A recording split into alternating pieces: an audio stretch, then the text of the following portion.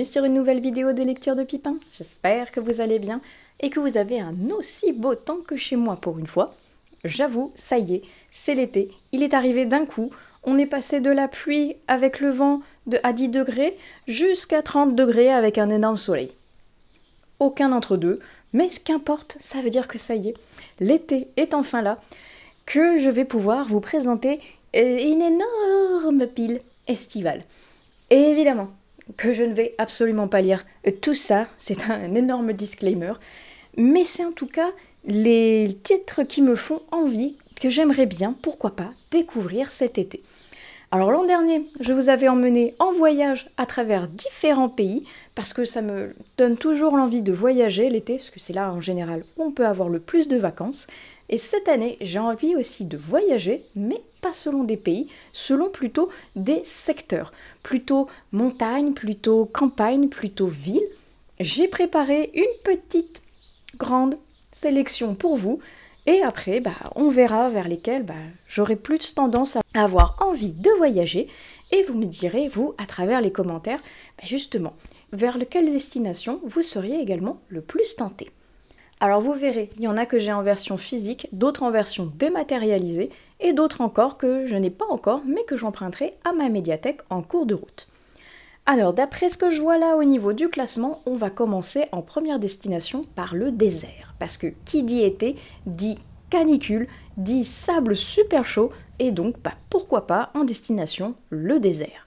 Et notamment, j'ai très envie d'aller voyager aux côtés de la cité de Letton, parce que je pense qu'on va être au niveau du Moyen-Orient et avec le désert notamment, parce qu'on va parler de djinn, parce qu'on va parler de magie orientale, et ça m'inspire plutôt un climat aride. Peut-être que je me plante totalement, mais c'est pas grave, ça me donne quand même envie de découvrir enfin celui-ci que je traîne dans ma palle depuis très longtemps. Ah oui, vous voyez, les rues du Caire, l'Égypte, le désert, on est parfait. Donc, très envie de découvrir la cité de Letton, même si on est d'accord que c'est un bon petit pavé par lequel je commence cette sélection, et que c'est parce que j'ai plusieurs petits pavés comme ça qu'on est d'accord que la pile à lire que j'ai ici ne pourra pas être lue en entier. Ensuite, il y a Outre-Dune, qui est la suite de Outre-Sable de Hugh Howey. J'avais lu l'an passé le premier tome que j'avais vraiment beaucoup aimé, et il me tarde de découvrir enfin la suite par laquelle j'ai découvert, on va dire, cette série au détour d'un rayon qui m'avait happé par sa couverture. Et j'ai très envie de découvrir enfin le tome 2 et de voir où est-ce qu'on va aller, parce qu'il y a tellement encore de questions à la fin du premier tome que j'ai trop envie de retourner dans cet univers. J'espère qu'il y aura encore plus d'exploration, de cités perdues sous le sable. Il me tarde déjà de pouvoir découvrir ce que le deuxième tome va receler, parce que celui-ci, il fait vraiment partie de ceux que j'ai très envie de pouvoir découvrir cet été. Il y a également un petit manga qui me fait très envie et qui est parfait pour la découverte du désert parce qu'il se nomme Reine d'Égypte. Je vous avouerai que je ne sais plus du tout à quel tome j'en suis, donc je vous aurais mis l'incrustation de la vignette avec le bon tome, parce que cette saga je l'aime beaucoup, mais je la trouve uniquement à ma médiathèque. Et comme les tomes sont assez souvent empruntés, je ne sais plus où j'en suis, mais en tout cas, j'ai très envie de redécouvrir l'Égypte antique avec ce petit manga cet été.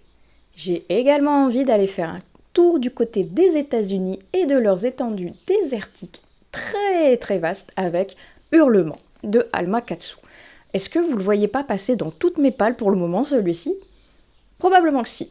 Comme quoi, ça veut dire que j'ai vraiment envie de le découvrir et de le lire cette année, et que je traîne, parce qu'on est déjà au mois de juin lorsque je filme cette vidéo, donc il serait temps que je le sorte. Mais je pense qu'il est parfait pour l'été, de par les grands espaces américains qui invitent au voyage.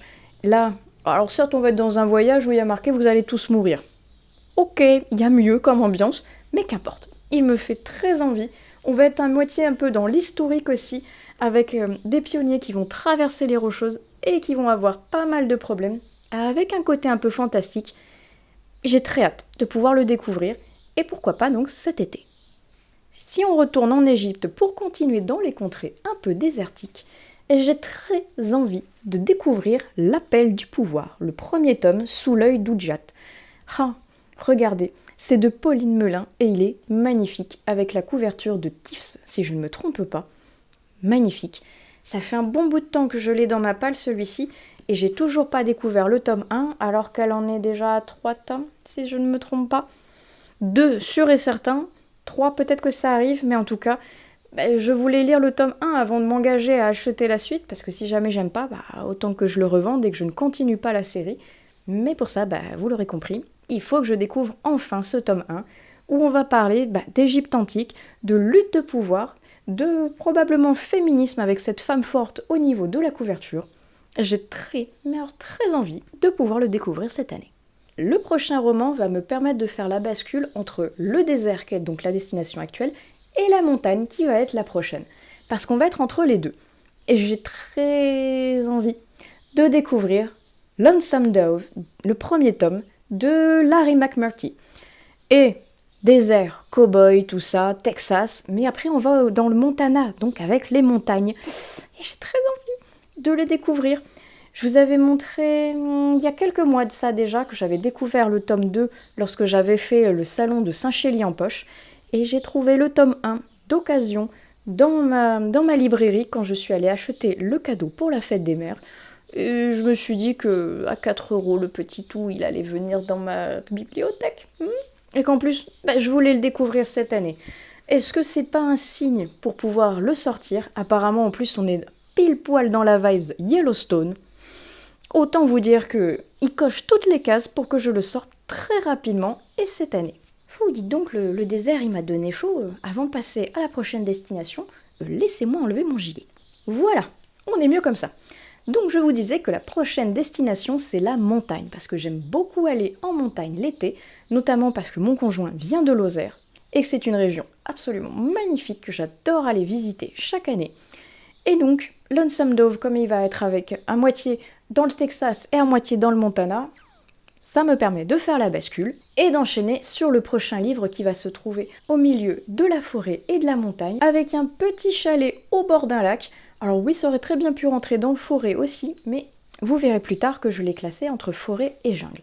Bref, tout ça pour vous dire que la délicatesse des papillons, j'ai très envie de le découvrir et je pense qu'il est parfait pour être lu en été.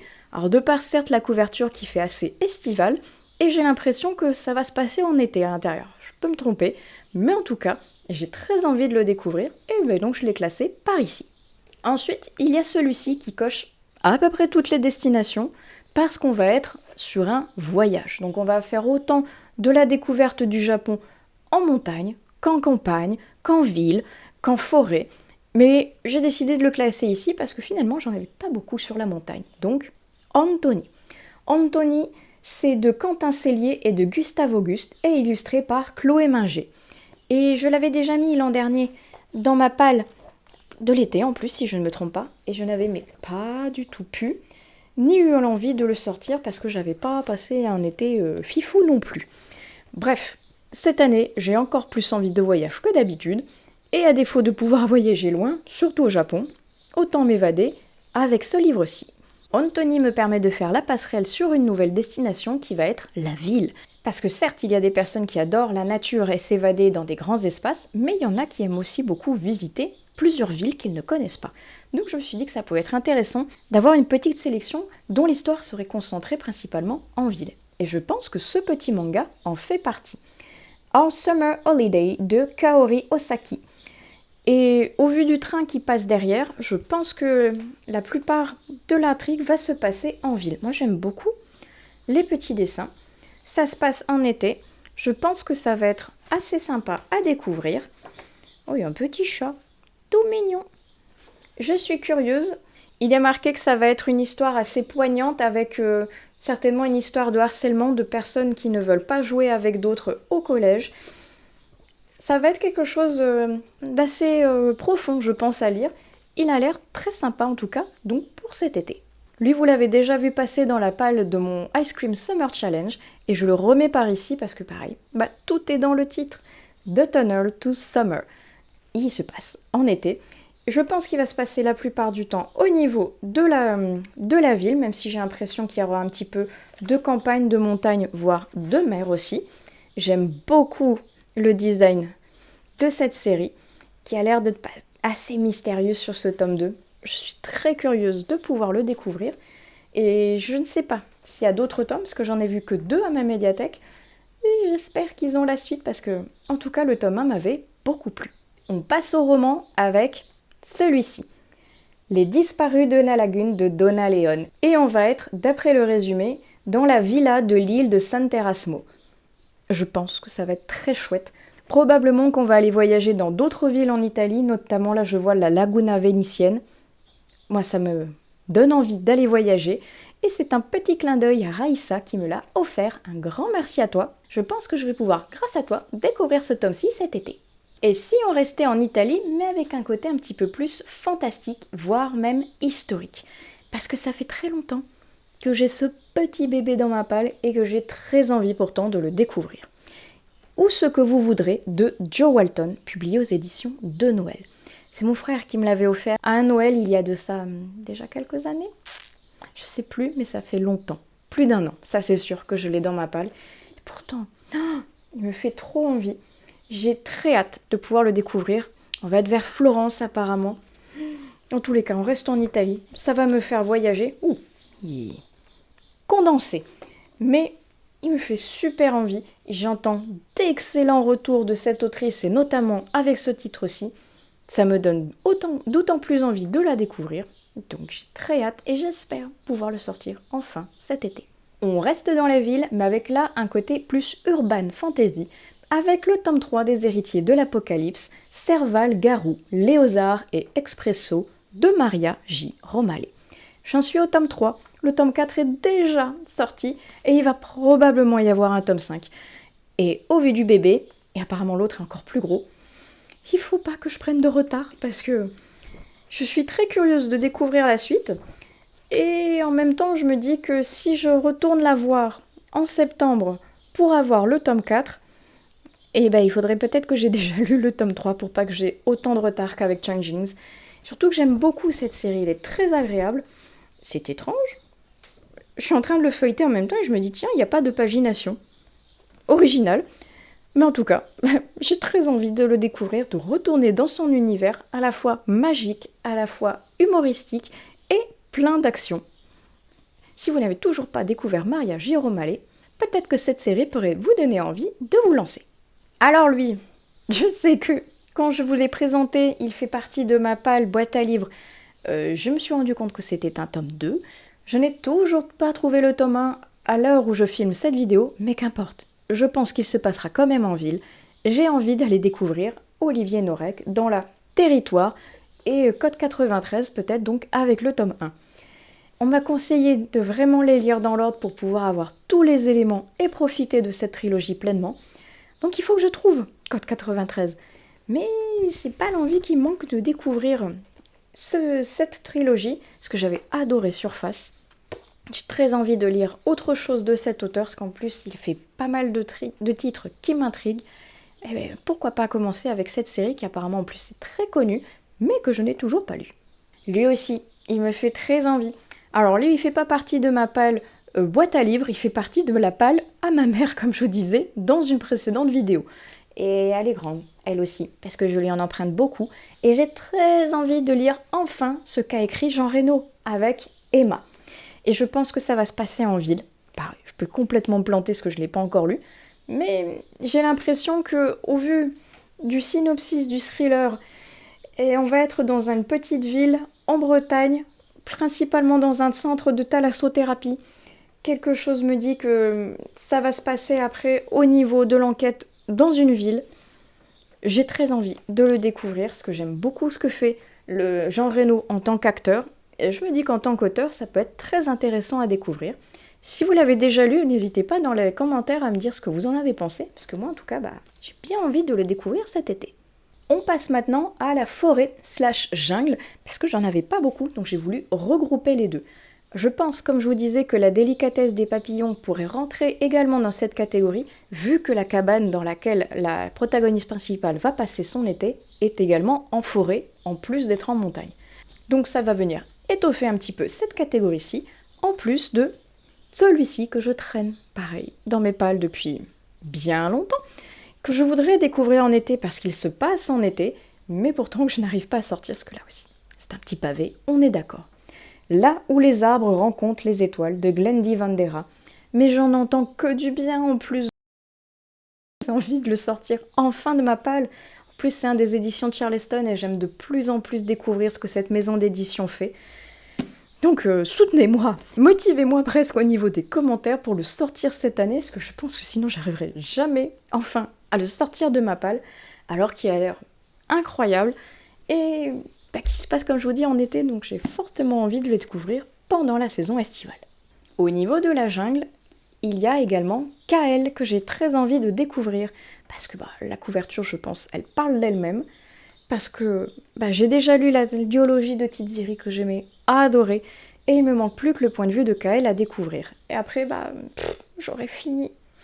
Alors certes, il y a d'autres aventures d'Alexiane de Lys que je n'ai pas encore découvert, vous en verrez d'ailleurs un tome un peu plus loin au niveau de la vidéo, mais à la fois je suis très bien dans l'univers de Tiziri, donc je n'ai pas encore envie de le quitter, et à la fois j'ai envie de le découvrir pour pouvoir clôturer complètement une trilogie, entre guillemets, même si c'est un tome à part, et vraiment clôturer ma saga, mais comme je vous dis, je suis bien dedans et en même temps j'ai envie d'en sortir, donc je suis un petit peu entre les deux, mais il est là parce que j'ai quand même envie de le découvrir. On passe à l'avant-dernière destination qui est la mer, parce qu'en général, qui dit été, dit chaleur et dit qu'il y a beaucoup de gens qui vont se diriger vers la plage. Donc j'en ai quelques-uns qui ont l'air bien sympas par ici, et comme je vous disais juste avant, il y a une autre saga d'Alexiane de Lys que je n'ai toujours pas terminée, et c'est celle avec ses sirènes, qui s'appelle 200 d'écume et de glace. Moi j'en suis au tome 2. Le tome 1 m'avait plu, mais m'avait pas transcendé non plus, pour ça que je suis toujours pas allée vers la suite, et accessoirement parce que là aussi c'est des bons petits pavés. C'est une trilogie si je ne me trompe pas. Une première trilogie, parce que j'ai vu qu'elle en avait sorti d'autres. Est-ce que je vais enfin réussir à aller vers cette saga et à sortir l'énorme patapouf que c'est, alors que j'ai encore déjà plein d'autres patapouf? Je ne sais pas, mais en tout cas ça fait partie des sagas que j'aimerais bien continuer et bien avancer, parce que comme je vous dis, je crois qu'il y a 2 trilogies, autant vous dire que j'ai beaucoup de retard là-dessus. À la mer, j'ai bien envie d'aller aussi naviguer sur les flots avec Le Sang-Dieu, parce que j'aime beaucoup, comme je vous disais, les histoires de pirates, et celui-ci, il traîne dans ma wish depuis très longtemps, et maintenant qu'il est dans ma palle, il traîne aussi. Pourtant, j'ai très envie d'aller voguer sur ce bâtiment, et de voir ce que ça peut donner. Je crois qu'il c'est ça, il a un côté historique.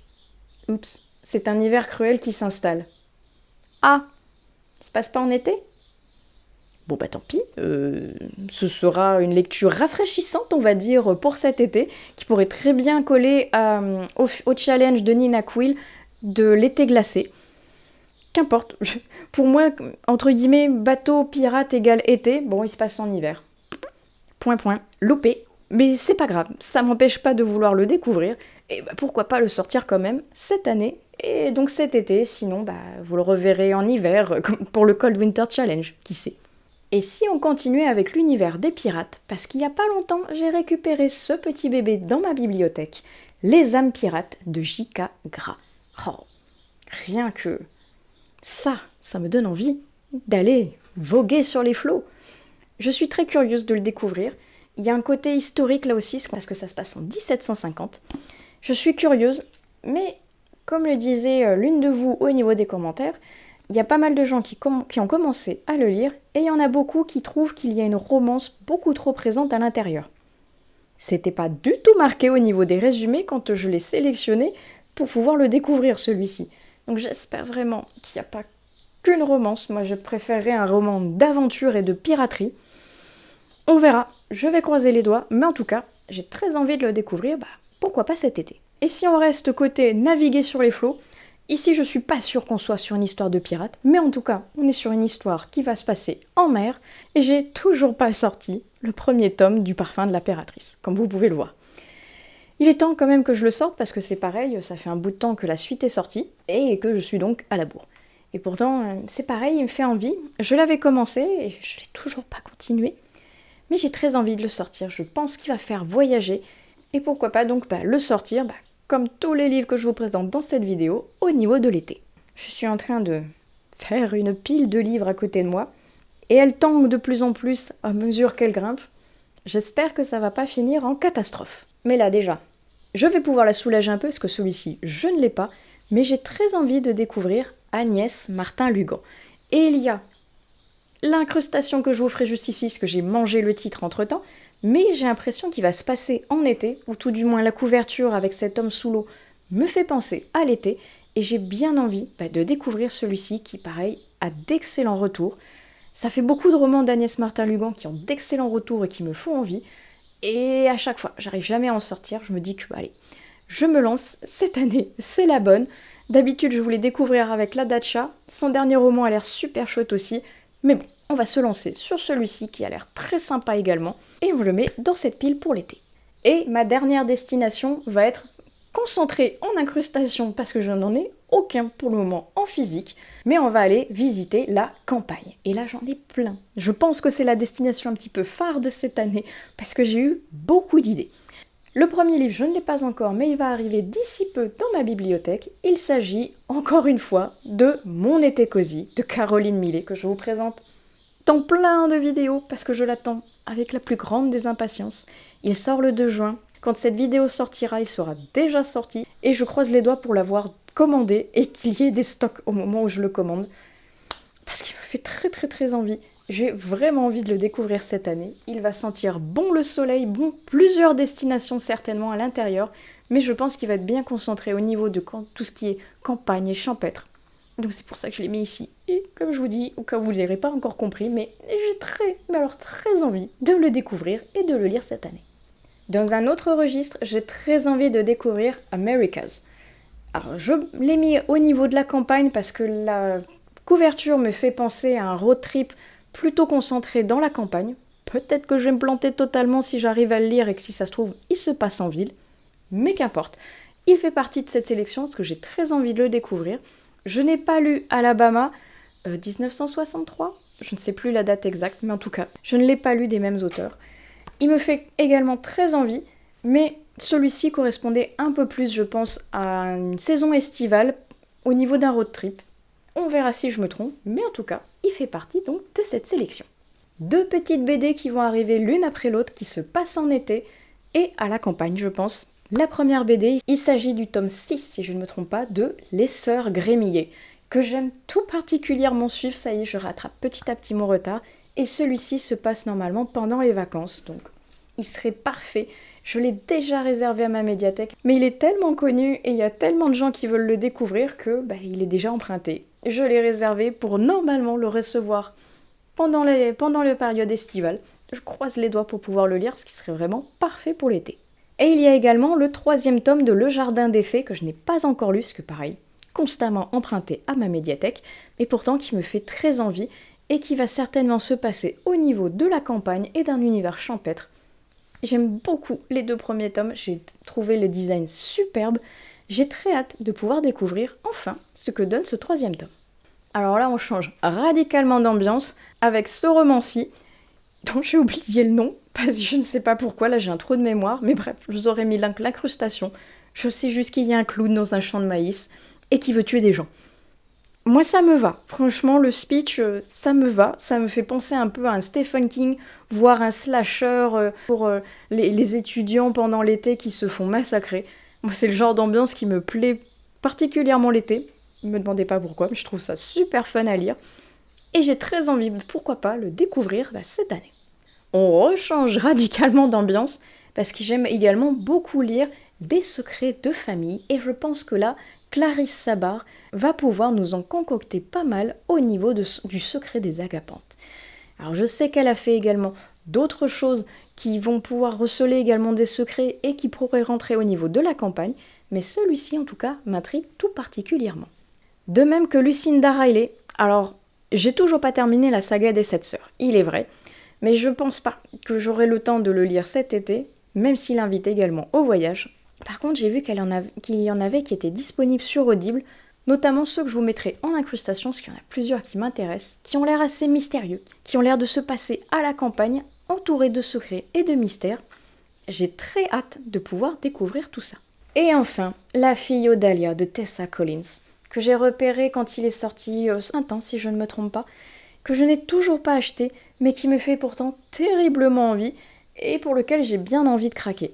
Je pense qu'il serait parfait pour l'été, le printemps aussi parce qu'il y avait tout ce côté assez fleuri, mais le printemps étant terminé, et comme je vous dis, je ne l'avais toujours pas acheté, peut-être que je pourrais craquer pour l'été, je ne sais pas encore, mais en tout cas, il me fait très envie. Et pareil, il fait partie de la collection Charleston, et j'aime beaucoup ce que fait cette maison d'édition. Je pense que je le rabâche dans beaucoup de vidéos, mais c'est vrai, j'aime beaucoup ce qu'ils font, et j'ai très envie de découvrir la plume de Tessa Collins avec ce premier tome. Et je pense que je vais m'arrêter là, au niveau de la sélection, parce que je pourrais encore en rajouter plein, qui se passent en été ou qui me font envie, parce que ma palle est infinie, de même que ma wishlist, mais au bout d'un moment, il faut savoir s'arrêter. En sachant que là, je vous ai uniquement présenté des livres en vie, pas des SP. Parce que j'en ai aussi des SP qui pourraient très bien rentrer ici, au niveau des lectures estivales, même si je ne sais pas encore sur certains que j'ai acceptés s'ils se passent réellement en été. Mais qu'importe, je sais que je vais en avoir d'autres à lire, que j'ai déjà bouclé le programme des SP jusqu'au mois d'août, voire même commence à arriver sur septembre. Mais ce sera pour une prochaine vidéo, parce que je vois le timer de celle-ci. Et oui, j'ai encore, une fois de plus, beaucoup trop parlé. Donc, je vais m'arrêter par ici. J'espère que cette vidéo vous aura plu, vous aura peut-être donné des idées de lecture pour cet été, et racontez-moi tout au niveau des commentaires. Est-ce que parmi cette énorme sélection, il y en a qui vous font envie? Et vous, quelle est votre destination préférée? Vous êtes plutôt montagne, mer, campagne ou restez en ville? Racontez-moi tout. Moi, j'avoue que j'aime un mix un petit peu de tout, même si je suis quand même fortement attirée par tout ce qui est montagne, forêt, campagne, et quand même un petit peu la mer, parce que bon, ma ville natale est un port quand même, donc je reste très attachée à l'eau également. Mais je m'égare. Je vais vous laisser ici avant que le timing explose sur cette vidéo. J'espère donc que cette vidéo vous aura plu. Je vous souhaite un excellent été, de très belles lectures à vous, et on se retrouve sur une prochaine vidéo des lectures de Pipin. Allez, ciao!